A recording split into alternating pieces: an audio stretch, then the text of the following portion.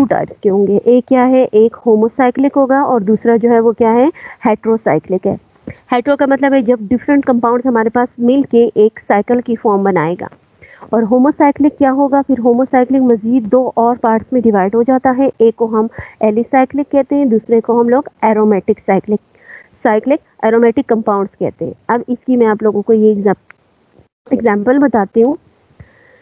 दो किस्म के हमारे पास साइक्लिक जो है वो कंपाउंड्स होते हैं। एक होगा होमोसाइक्लिक, सेकेंड जो है वो हेट्रोसाइक्लिक। इन दोनों में फ़र्क क्या है? हेट्रो में ये होगा कि रिंग तो हमारे पास मौजूद है, लेकिन इस रिंग में कार्बन एटम के अलावा बाकी कोई दूसरा एटम भी मौजूद होगा। वो कौन कौन से हो सकते हैं कॉमनली, यानी ज़्यादातर इसमें इस्तेमाल जो शामिल होते हैं या हमें नज़र आते हैं, वो नाइट्रोजन होता है, ऑक्सीजन होता है और सल्फर होता है। अब इनकी एग्जांपल्स क्या हो सकती हैं? इसकी एग्जांपल यहाँ पे देखो, पायरोल। तो पायरोल में अगर मैं देखूँ ये वाला स्ट्रक्चर, ठीक है। अब एरोमेटिक में भी दो चीजें होती है, एक एरोमेटिक होगा और दूसरा क्या है, नॉन एरोमेटिक हाइड्रोकार्बन होंगे। तो एरोमेटिक में अगर मैं ये वाला स्ट्रक्चर आपको बना के दूं, नाइट्रोजन अटैच है, ठीक है, इसमें नाइट्रोजन मौजूद है, तो ये इस तरह होगा, एक carbon, second carbon, third carbon, यहाँ पे एक और कार्बन है और इधर इसके साथ क्या चीज अटैच है, यहाँ पे इसके साथ नाइट्रोजन अटैच हो गया है। तो इसकी जो दूसरी एग्जांपल है फ्यूरेन, तो फ्यूरेन भी इसी तरह है, बाकी बॉन्ड स्ट्रक्चर इसकी तरह बनेगा, लेकिन नाइट्रोजन की जगह इसमें क्या आ जाएगा, ऑक्सीजन आके अटैच होगा। थायोफिन को अगर मैं देखूं, बाकी हमारे पास 1 2 3 4 कार्बन ही मौजूद हैं, लेकिन जो पांचवा इसमें है वो क्या हो जाएगा, वो इसकी जगह पे सल्फर आएगा। तो सल्फर, ऑक्सीजन और नाइट्रोजन की वजह से इनकी नेमिंग है वो चेंज हो जाएंगी और इनकी प्रॉपर्टीज भी डिफरेंट हो जाएंगी। उसके बाद सेकंड जो नॉन एरोमेटिक है वो किस तरह होगा? नॉन एरोमेटिक भी हमारे पास सेम यही स्ट्रक्चर ही है इसका, सिर्फ इसमें डिफरेंस हमारे पास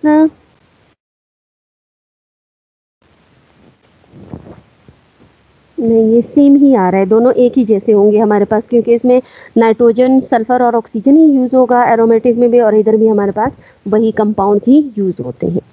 सेकंड हम देख रहे हैं कि हमारे पास जो होमोसाइक्लिक कंपाउंड है, होमोसाइक्लिक कंपाउंड्स को एलिसाइक्लिक भी कह सकते हैं या इसको कार्बोसाइक्लिक भी, यानी जब भी हमारे पास कार्बन के जो साइकिल की फॉर्म में कोई भी स्ट्रक्चर मौजूद होगा जिसमें कार्बन ही मौजूद, यानी जब वो रिंग स्ट्रक्चर बनेगा, एक कंप्लीट रिंग बनाएगा या कोई भी उसकी क्लोज्ड जो फॉर्म में कंपाउंड बनेगा, उसके अंदर मेन कंपोनेंट जो है वो कार्बन ही होगा। कार्बन के अलावा जैसे यहाँ पे नाइट्रोजन ऑक्सीजन आ गया है, तो यहाँ पे नाइट्रोजन और ऑक्सीजन के साथ अटैच नहीं होंगे, सिर्फ कार्बन ही होगा। सिर्फ कार्बन की अमाउंट कहीं पे ज़्यादा हो जाएगी और कहीं पे हमें वो कार्बन की अमाउंट जो है वो कम होगी, 2 3 4 5 6 इस तरह होगा। इसकी जो मेन एग्जांपल है वो क्या है, वो बेंजीन रिंग है। बेंजीन रिंग में अगर मैं देखूं तो बेंजीन का जो फॉर्मूला है वो आता है C6H6, बेंजीन का स्ट्रक्चर। अब यहाँ पे जो आप लोगों को ये बॉन्ड नजर आ रहा है, ये सारे क्या है, ये हमारे पास कार्बन है और डबल बॉन्डिंग को शो कर रहा है। तो हर एक कार्बन के साथ जो है वो हर एक कार्बन के साथ कितने हाइड्रोजन प्रेजेंट है, एक एक हाइड्रोजन ही प्रेजेंट है। इसका मैं आप लोगों को ये स्ट्रक्चर बना के बताती हूँ। यहाँ पर बेंजीन रिंग को अगर मैं देखूं तो ये मेरे पास इसमें 6 कार्बन होंगे और एक तो इसमें डबल बॉन्ड प्रेजेंट होगा, दूसरा इसके साथ हाइड्रोजन भी होगा एक, तो 6 कार्बन और 6 हाइड्रोजन ही मेरे पास होंगे। हर एक के पास एक एक हाइड्रोजन प्रेजेंट होगा हर कार्बन के पास। अब बेंजीन जो है वो हमारे पास क्या है, वो सैचुरेटेड हाइड्रोकार्बन है, यानी उसमें डबल बॉन्ड प्रेजेंट है। अब एक 3 इसने स्ट्रक्चर्स बनाए हुए हैं, तो एक इसका यहाँ पे क्या हो जाएगा, डबल बॉन्ड, 1 2 3 4 कंप्लीट, फिर 1 2 3 4 इसका कंप्लीट हो गया। यहाँ से अगर मैं इसका देखूँ तो 1 2 3 ये इसके साथ आ जाएगा डबल बॉन्ड, 4 इसके कंप्लीट, 4 इसके भी कंप्लीट हो जाएंगे। एक मैं यहाँ पर डबल बॉन्ड लगाऊंगी, 1 2 3 4 1 2 3 4, तो ये मेरे पास स्ट्रक्चर है किस चीज़ का, बेंजीन का।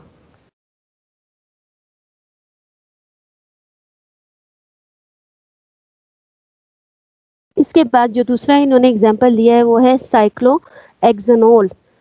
कहीं पे भी अगर आपके पास किसी भी कंपाउंड के अंदर NOL आ जाए तो NOL ये रिप्रेजेंट करता है कि इस कंपाउंड के साथ अल्कोहल मौजूद है, यानी हाइड्रोक्सिल ग्रुप प्रेजेंट है, OH ग्रुप जो है वो मौजूद है। नोल जो है वो इसी चीज़ को रिप्रेजेंट करता है। अब क्या कह रहा है कि एक्सेनोल, एक्सेनोल यानी एक्सेन, एक्सेन किसको बोलते हैं? जब भी हमारे पास कितने कार्बन हो, 6 कार्बन के कंपाउंड को एक्सेन कहा जाता है। साइक्लो का मतलब है उसने साइकिल बनाया है, एक क्लोज स्ट्रक्चर बना है उसका। और एक्सेन 6 कार्बन का, नोल का मतलब है कि इन्हीं 6 कार्बन के साथ एक फंक्शनल ग्रुप मौजूद है जो कि OH है, यानी हाइड्रोक्सिल ग्रुप है, इसीलिए इसका नाम जो है वो क्या हो जाएगा? साइक्लोहेक्सेनोल। या इसको आप ये नाम भी दे सकते हो, साइक्लो एक्सेन अल्कोहल। ठीक है, कंप्लीट अल्कोहल का नाम भी इसके साथ अटैच कर सकते हो, या अगर अल्कोहल नहीं लिखना तो एंड में हम इस पूरे कंपाउंड के नाम के साथ नोल लगा देंगे। उसके बाद जो नेक्स्ट एग्जांपल है वो यहाँ पर है साइक्लोपेंटाडाइन। अब डाइन, ENE किस चीज़ को रिप्रेजेंट करता है? ENE जब भी किसी कंपाउंड में आए, गुड, डबल बॉन्ड को रिप्रेजेंट करता है। पेंटाडाइन यानी हमारे पास पेंटेन है, 5 कार्बन है, किस चीज के किस तरह वो एक दूसरे के साथ अटैच है? साइकिल की फॉर्म में, साइक्लोपेंटेन है, और उसमें डबल बॉन्ड भी मौजूद है तो उसको हम कहेंगे डाइन। डाई का मतलब क्या है? 2 इसमें डबल बॉन्ड्स प्रेजेंट है, और ENE जो है वो रिप्रेजेंट करता है इनके डबल बॉन्ड्स को, और डाई जो है वो इसकी अमाउंट को रिप्रेजेंट करता है कि कितने इसमें डबल बॉन्ड प्रेजेंट हैं। तो यहाँ पे हमारे पास एक पेंटेन है जो कि साइकिल की फॉर्म है, उसके अंदर 2 डबल बॉन्ड्स प्रेजेंट हैं। अब नेक्स्ट जो हमारे पास टॉपिक आता है वो है फंक्शनल ग्रुप्स। अब फंक्शनल ग्रुप होता क्या है? जब भी किसी भी कंपाउंड के साथ जब एक पूरा उसका एक बड़ा सा मॉलिक्यूल आके अटैच हो जाता है और वो उस ऑर्गेनिक कंपाउंड की सारी प्रॉपर्टीज़ को ही चेंज कर देता है, यानी ये हम क्या कह सकते हैं कि फंक्शनल ग्रुप जो है, जितने भी हमने ऑर्गेनिक कंपाउंड देखे उसमें ज़्यादातर हमारे पास कार्बन और हाइड्रोजन ही मौजूद होता है। इसके अलावा ऑक्सीजन भी हो सकता है, इसमें नाइट्रोजन भी हो सकता है, सल्फर भी हो सकता है, फॉस्फोरस, और बाकी जो हमारे पास 8 ग्रुप है, हेलोजेंस हो सकते हैं, वो भी आके इनके साथ अटैच हो सकते हैं और वो कंपाउंड बना सकते हैं।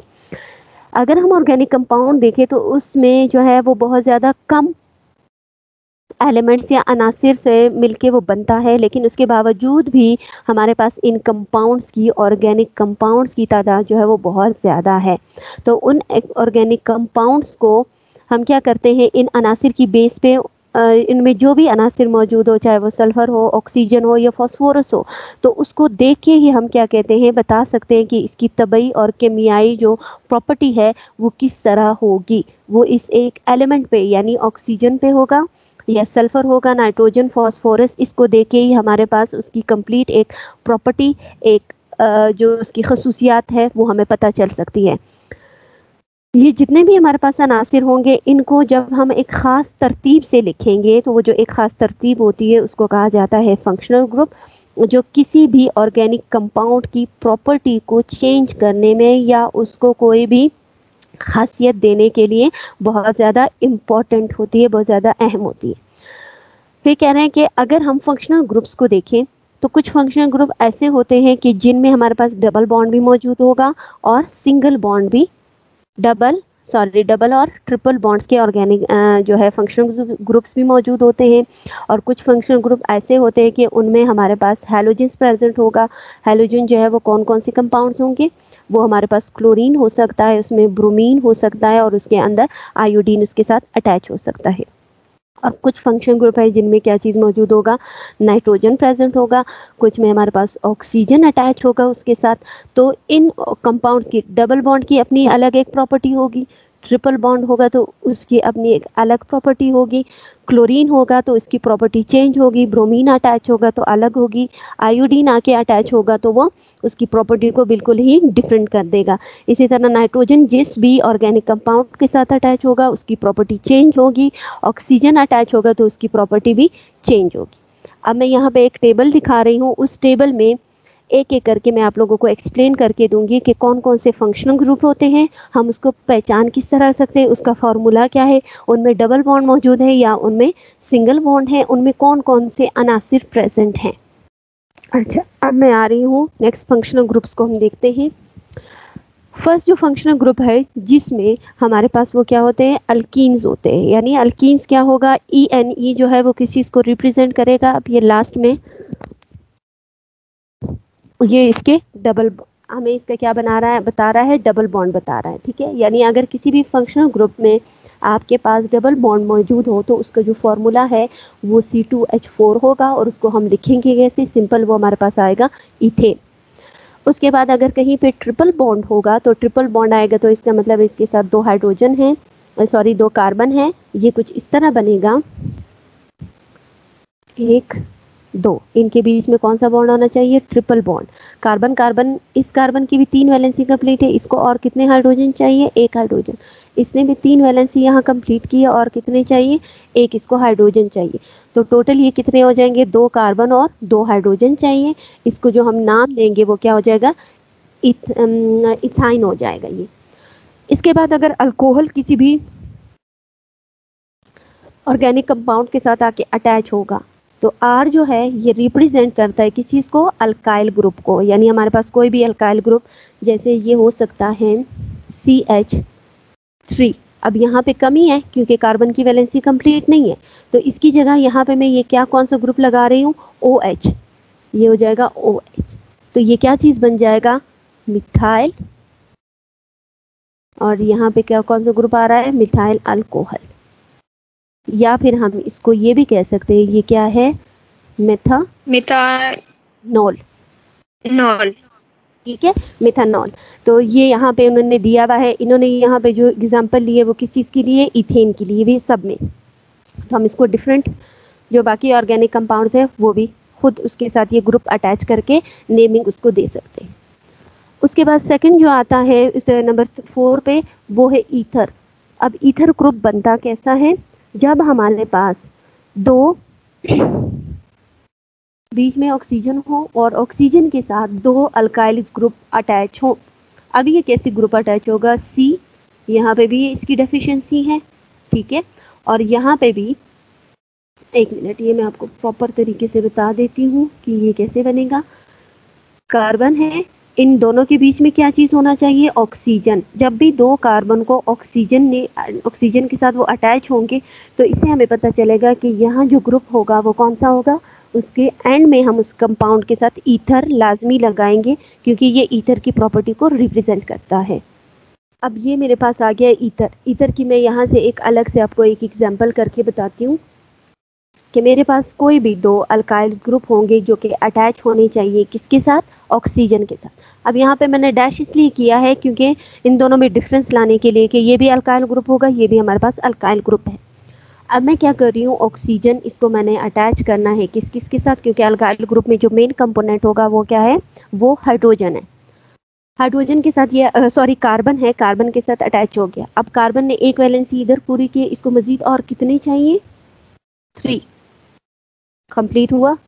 इसी तरह यहाँ पे भी अगर मैं देखूँ तो इसको भी मजीद कितने चाहिए, 3 चाहिए। तो ये जो मेरे पास दो हैं, जब भी हमारे पास दो कार्बन होंगे तो वो किस चीज़ को रिप्रेजेंट कर रहा है, वो इथेन को। यानी हमारे पास ये क्या है, इथेन ही हम ले रहे हैं, दो कार्बन इसके अंदर प्रेजेंट है तो वो इथेन को रिप्रेजेंट कर रहा है। इसके बीच में यहाँ पे आ गया, इसके साथ क्या है, ऑक्सीजन अटैच हो गया। अब इसका नाम जो है वो इथेन की बजाय क्या हो जाएगा, कितने ग्रुप है मेरे पास अल्काइल ग्रुप, 2 अल्काइल ग्रुप है, तो ये डाई। और सिंपल अगर मैं एक देखूं तो CH3 जो है वो क्या था, वो मीथेन था ना, या मिथाइल था। तो यहाँ पे मेरे पास दोनों साइड पे एक ऑक्सीजन के साथ कितने मिथाइल ग्रुप अटैच है, 2। तो मैं लगा दूंगी 2 मिथाइल, क्या है ये, ऑक्सीजन किस चीज़ को रिप्रेजेंट करता है, ईथर को, 2 मिथाइल ईथर, ये हो जाएगा। ये हो गई एक एग्जांपल। इसके अलावा एक और एग्जांपल यहाँ पे मैं आपको बताती हूँ। ऑक्सीजन CH3, सॉरी यहाँ पे भी ये एक कार्बन के साथ अटैच होगा, ये भी एक कार्बन के साथ। अब मैं क्या कर रही हूँ, इस कार्बन को मज़ीद एक और कार्बन के साथ अटैच कर देती हूँ, और इधर भी अगर मैं देखूँ तो इसको भी मैं मज़ीद एक और कार्बन के साथ अटैच कर दूँगी। कार्बन की 2 हुए हैं तो इसको मज़ीद और 2 हाइड्रोजन की ज़रूरत है, और इसको मज़ीद 3 हाइड्रोजन की ज़रूरत है। यहाँ पे भी सेम इसी तरह प्रोसेस होगा, ये भी मेरे पास कितना हो जाएगा, 3 हो जाएगा। अब 2 कार्बन्स कब आते हैं, वो इथेन में आते हैं ना। इथेन में हमारे पास कितने कार्बन होते हैं, 2 कार्बन। अब अगर मैं देखूँ 2 कार्बन इस तरफ है, 2 इस तरफ है, और बीच में जो अटैच कर रहा है वो क्या है, ऑक्सीजन के साथ इनकी बॉन्डिंग हो रही है। तो डाई कौन सा ग्रुप है, इथेन है, इसमें से एक एक हाइड्रोजन रिमूव हुआ है, तो ये बन जाएगा इथाइल। डाई इथाइल, ऑक्सीजन किस चीज को रिप्रेजेंट कर रहा है, ईथर को, तो इसका नाम चेंज हो जाएगा डाई इथाइल ईथर। क्लियर हुआ?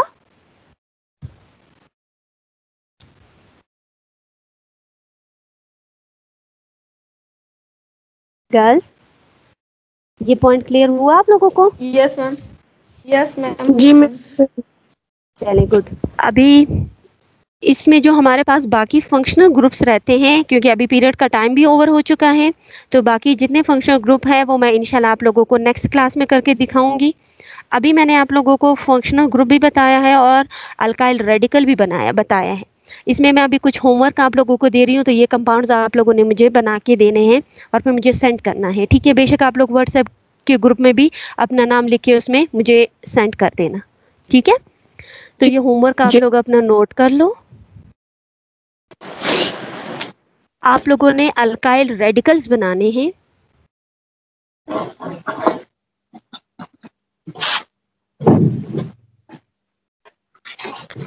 एक अल्काइल रेडिकल आप लोगों ने बनाना है पेंटेन का। सेकंड आप लोगों ने बनाना है ब्यूटेन का।